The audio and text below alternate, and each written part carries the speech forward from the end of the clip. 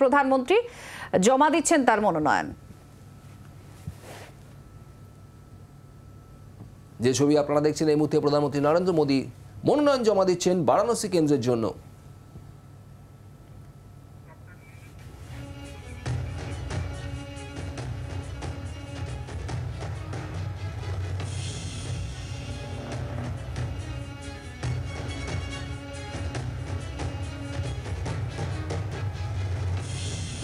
আজ এই মনোনয়ন জমা দেওয়ার আগে সকালে দশাশ্বমেধ ঘাটে যান, সেখানে পুজো সারেন। কাল ভৈরব মন্দিরে সেখানেও পুজো দেন প্রধানমন্ত্রী নরেন্দ্র মোদী। আর তারপর মনোনয়ন জমার পর্ব এই মুহূর্তে যা দেখতে পাচ্ছেন আপনারা জি 24 ঘন্টার পর্দা একদম সরাসরি। গোটা বারাণসী একেবারে নিরাপত্তা রক্ষীতে মুড়ে দেওয়া হয়েছে। খুব স্বাভাবিক, প্রধানমন্ত্রী নরেন্দ্র মোদীর সফর, তার মধ্যে তার মনোনয়ন এবং একাধিক কর্মসূচি ছিল, আরও কর্মসূচি তার আছে। বারাণসীতে এই মুহূর্তে আপনারা দেখতে পাচ্ছেন মনোনয়ন জমা দিচ্ছেন প্রধানমন্ত্রী।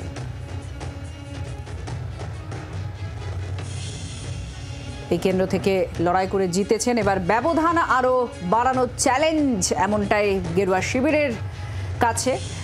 আর এবার আপ কি বার 400 পার এই স্লোগান সামনে রাখা হয়েছে। স্বয়ং প্রধানমন্ত্রী নরেন্দ্র মোদী তিনি এই টার্গেট দিয়েছেন তার কর্মীদের। আর সেখানে বারাণসীতে তার এই মনোনয়ন জমা চলছে। আর তার সঙ্গে সঙ্গেই শুভদীপ, বিরোধী শিবির থেকে লাগাতার যে নিশানা করা হয়েছে, বারাণসীতে হসপিটাল কোথায়, রাস্তা কোথায়, এই ধরনের প্রশ্নগুলো তোলা হয়েছে। এদিকে বিজেপির তরফ থেকে বলা হয়েছে একাধিক মন্দির, চত্বর, বিভিন্ন পরিকাঠামোগত দিক থেকে উন্নয়ন করা হয়েছে। বারাণসীতে নরেন্দ্র মোদী মনোনয়ন পর্ব।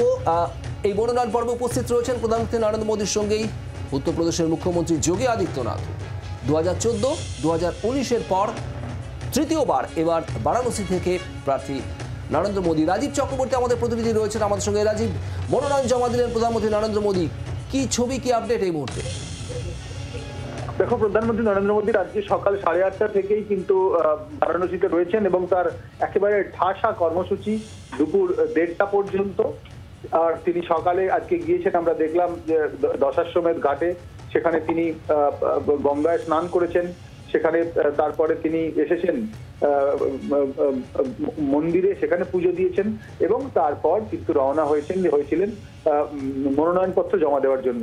আর এই মনোনয়নপত্র তিনি জমা দিলেন, যেখানে 4 জন ব্যক্তি তার প্রস্তাবক, যারা ভিন্ন ধর্মী, বিভিন্ন সম্প্রদায়ের তারা মানুষ, তারা কিন্তু তার পক্ষে তারা প্রস্তাবক হয়েছেন এবং এটি অভিনব তার কথায়। তার প্রধানমন্ত্রী নরেন্দ্র মোদীর আজকের এই মনোনয়ন পর্বে গতকাল আমরা দেখেছি একটা খুব জাঁকজমকপূর্ণ একটা রোড শো করেছেন তিনি।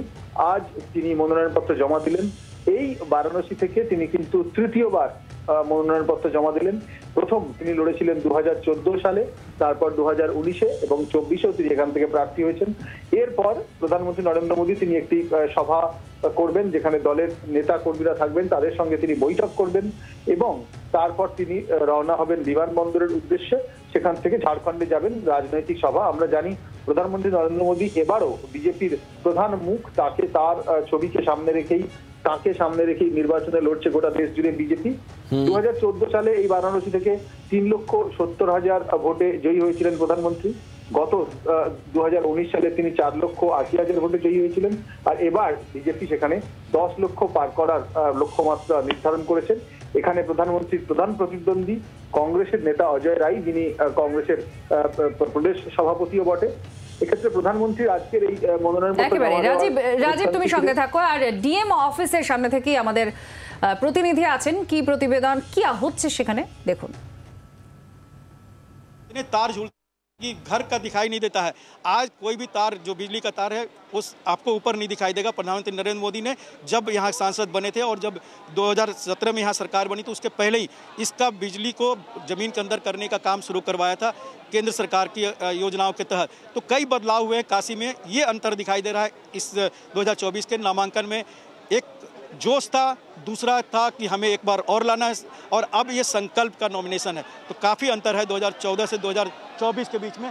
और जिस तरह से यहाँ पर शोर होता है तो जाहिर सी बात है लोगों में पेशेंस भी है प्रधानमंत्री नरेंद्र मोदी को देखने के लिए। यहाँ पर 8 बजे से लोग यहाँ पर हैं। बाहर में जहाँ पर पहले आपसे बात हो रही थी कचहरी के बाहर, वहाँ भी सुबह 7-8 बजे से लोग थे और यहाँ भी बड़ी संख्या में महिलाएं हो, पुरुष हो, बच्चे हो, बुजुर्ग हो, सभी प्रधानमंत्री नरेंद्र मोदी को देखने के लिए है। और ऐसी बात नहीं कि प्रधानमंत्री नरेंद्र मोदी सांसद के तौर पर वाराणसी कम आते हों। वाराणसी वो लगातार आते हैं, चाहे योजनाओं के शिलान्यास के लिए, लोकार्पण के लिए या लोगों से मिलने के लिए। और ये सिलसिला 2014 से लगातार चल रहा है और अब भी उनका ये बदस्तूर जारी है। फिर भी लोग अपने सांसद को देखने के लिए, अपने नेता को देखने के लिए, अपने प्रधानमंत्री को देखने के लिए यहाँ पर खड़े हैं। तो ये लोगों का कहना है कि जो बदला है काशी को, उसको हम अगर नज़दीक से देखते हैं तो ये गौरव की बात है काशी वासियों के लिए भी। और इसलिए ये हुजूम भी यहाँ पर काफ़ी धैर्य से इंतजार कर रहा है प्रधानमंत्री नरेंद्र मोदी के निकलने का। जी, আপনারা শুনছিলেন বারাণসী থেকে মনোনয়ন দিয়েছেন ইতিমধ্যেই প্রধানমন্ত্রী নরেন্দ্র মোদী। ডিএম অফিস থেকে বেরিয়ে আসবেন তারই অপেক্ষায় রয়েছেন। বারাণসীতে প্রচুর মানুষ এই মুহূর্তে। গতকাল রোড শো করেছেন বারাণসীতে, সেখানেও উপচে পড়েছিল ভিড়। আর আজ এই মনোনয়ন পর্বের পরেও একটি সভা করার কথা রয়েছে প্রধানমন্ত্রী নরেন্দ্র মোদীর এই বারাণসীতেই।